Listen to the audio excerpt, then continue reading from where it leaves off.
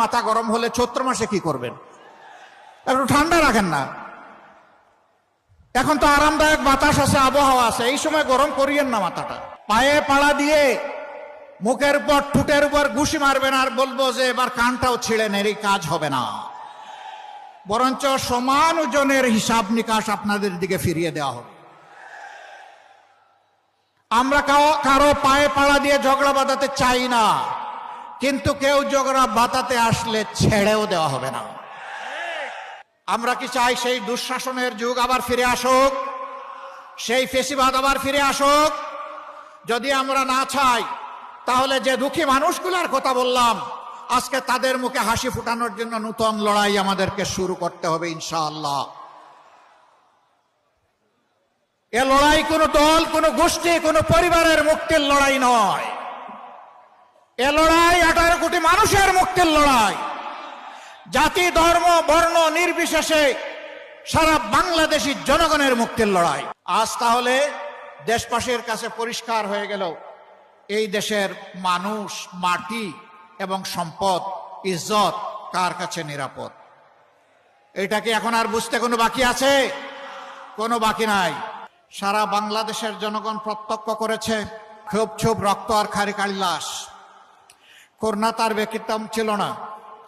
তাই ফ্যাসিবাদী শাসন আমলে শুরু থেকে শেষ পর্যন্ত, বরঞ্চ তারও একটু আগে আমি ফিরে যেতে চাই সেই পল্টন মোড়ের 2006 সালের 28 অক্টোবরের নৃশংস লগিবইটার হত্যাকাণ্ডে।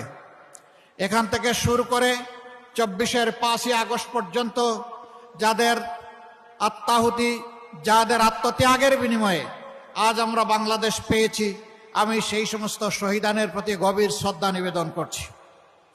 যে সমস্ত ভাই বোনা জুলুম, অত্যাচার, ফ্যাসিবাদের প্রতিবাদ করতে গিয়ে আহত, পঙ্গু হয়েছেন, লড়াই করেছেন, দফায় দফায় মামলা গলায় নিয়ে জেলে গিয়েছেন, এমনকি অনেকের পক্ষে দেশে থাকাও সম্ভব হয়নি, আমি তাদের প্রতি সহানুভূতি এবং শ্রদ্ধা নিবেদন করছি। সম্মানিত ভাই ও বোনেরা, খুলনাকে একসময় বলা হতো শিল্পের রাজধানী। আজকে শিল্প 54 বছরে বিকশিত না হয়ে মুখ থুবড়ে পড়ে আছে। এক এক করে সবগুলা সরকারি ব্যবস্থাপনায় পরিচালিত শিল্প কারখানা বন্ধ হয়ে আছে। দুনিয়ার দেশগুলো শিল্পের দিকে এগিয়ে যাচ্ছে, আর আমরা শিল্পকে একটা একটা করে খুন করছি। আপনাদের স্মরণ থাকার কথা, 2001 থেকে 2006 4 দলীয় জোটের একটা সরকার ছিল। আমাদের সেই সময়ের সম্মানিত আমির শহীদ মৌলানা মতিউর রহমান নিজামী, তিনি এক সময় এসে 15 বছরের মাথায় শিল্পমন্ত্রীর দায়িত্ব পেয়েছিলেন। দায়িত্ব হাতে নিয়ে বলেছিলেন, আল্লাহ আমাকে তৌফিক দিলে আমার মেয়াদকালে নতুন করে আর একটি শিল্প কারখানায় তালা ঝুলাতে আমি দেব না।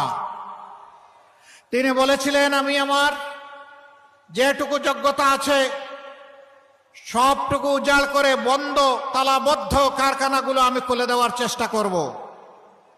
এবং বাংলাদেশে তিনি তাই শুরু করেছিলেন। তার রেখে যাওয়া অসমাপ্ত কাজ এখন বাংলাদেশ জামাতে ইসলামী সহ 11 দল সম্পন্ন করতে চায়। এই শিল্প কারখানাগুলো বন্ধ হওয়ার কারণে লক্ষ লক্ষ শ্রমিক বেকার হয়ে পড়েছেন। এখানে একজন মানুষ বেকার হয়নি, একজন মানুষ বেকার হওয়ার সাথে সাথে একটা পরিবার বিপদের মুখে পড়ে গিয়েছে। আমরা ইনশাআল্লাহ জনগণের ভালোবাসায়, সমর্থনে, ভোটে, রায়ে, আল্লাহ তাআলার ইচ্ছায় যদি এদেশের সেবা করার সুযোগ পাই, আমরা কথা দিচ্ছি বন্ধ নয়, বন্ধগুলা খুলবো, নতুন করে ইন্ডাস্ট্রি স্থাপন করা হবে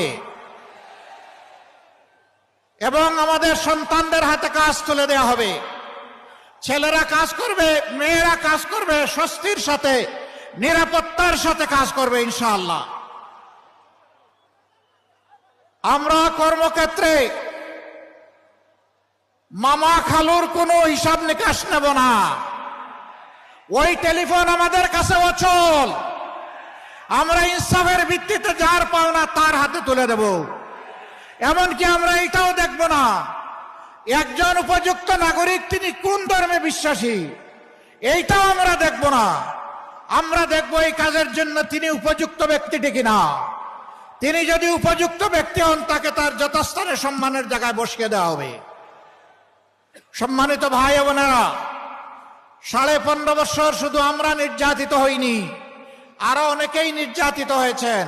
তবে এইটা সঠিক, আমরা যেভাবে নির্যাতিত হয়েছে সেইভাবে অন্য কেউ নির্যাতিত হননি। কারো অফিস সবগুলো বন্ধ ছিল না পুরোটা সময় জুড়ে। কারো নির্বাচন কমিশনের নিবন্ধন অন্যায়ভাবে বাতিল করা হয়নি। কারো দলীয় প্রতীক কেড়ে নেওয়া হয়নি। কারো নেতাদের ঘর বাড়ি বুলডোজার দিয়ে ভেঙে ফেলা হয়নি। এবং শেষ পর্যন্ত দিশাহারা হয়ে কারো সংগঠনকে নিষিদ্ধ ঘোষণা করা হয়নি। এই সবগুলা ছিল জামাতে ইসলামীর উপর চরম জুলুম। সেই সময় আপনারা আমাদেরকে আশ্রয় দিয়েছেন দেশবাসী, আপনারা আমাদেরকে ভালোবাসা উপহার দিয়েছেন, আপনারা সাহায্যের হাত বাড়িয়ে দিয়েছেন। মায়েরা আমাদের জন্য খাবার সংগ্রহ করেছেন, ভাইয়েরা আমাদের নিরাপত্তার ব্যবস্থা করেছেন। সেই দিন আমাদেরকে আশ্রয় দেওয়ার মানে ছিল নির্ঘাত। আপনার সম্পদ, আপনার জীবন এবং আপনার ইজ্জতের পর আপনি আক্রমণকে আহ্বান করে নিচ্ছেন। সরকারের কুপানলে পড়বেন, আপনারা তা পরোয়া করেননি। আমাদেরকে আপনারা আদর করে ভালোবেসে আপনাদের কুলে বুকে আমাদেরকে ঠাঁই করে দিয়েছিলেন। আমরা আপনাদের কাছে বড়ই ঋণী। এ ঋণ পরিশোধ করার কোন শক্তি আমাদের নেই। মহান আল্লাহ তাআলার দরবারে দোয়া করি, যেভাবে আপনারা আমাদের জন্য নিরাপদ আশ্রয় করে দিয়েছিলেন, আল্লাহ যেন এই দুনিয়া এবং আখিরাতে আপনাদের জন্য সেই নিরাপদ ঠিকানা ঠিক করে দেন। আজ বলতে পারেন আমি এখানে দাঁড়িয়েছি বাংলাদেশ জামাতে ইসলামের পক্ষে কথা বলতে নয়। সেই 15.5 বছর মায়ের বুক থেকে যে সন্তানকে কেড়ে নেওয়া হয়েছে, আমি ওই মায়ের পক্ষে আজকে কথা বলতে দাঁড়িয়েছি। যে বাবার বুক থেকে তার সন্তানকে তুলে নেওয়া হয়েছে, আমি সেই বাবার পক্ষে কথা বলতে দাঁড়িয়েছি। যে বোনটির বুক থেকে তার